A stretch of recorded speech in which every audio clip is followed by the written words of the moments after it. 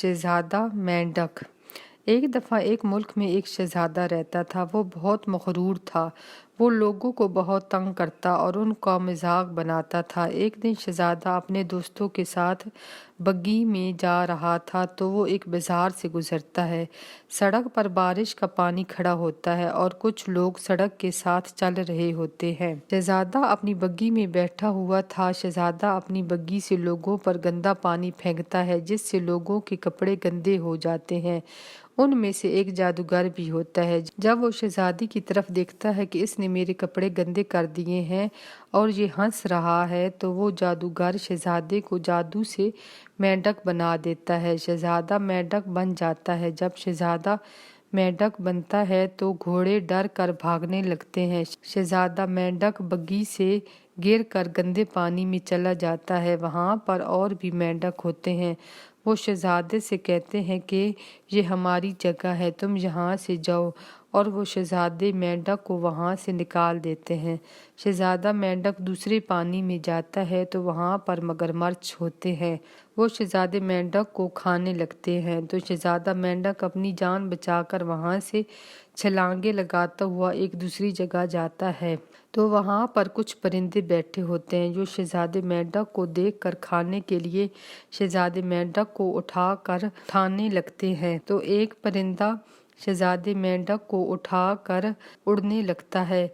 वो उड़ता उड़ता पहाड़ पर जाता है और वहाँ पर बैठकर शहजादे मेंढक को खाने लगता है तो एक दूसरा परिंदा आ जाता है खाने के लिए। तो दोनों परिंदों में लड़ाई हो जाती है। शहजादा मेंढक जब ये देखता है तो वहाँ से छलांग लगाकर भाग जाता है और वहाँ पर एक पत्थर के पीछे छुप कर रोने लगता है और अल्लाह ताला से माफ़ी मांगता है कि अब वो ठीक हो जाएगा तो वो कभी भी किसी को तंग नहीं करेगा और ना वो किसी का मजाक उड़ाएगा। कुछ देर के बाद रात हो जाती है तो उसको एक जगह से रोशनी नजर आती है।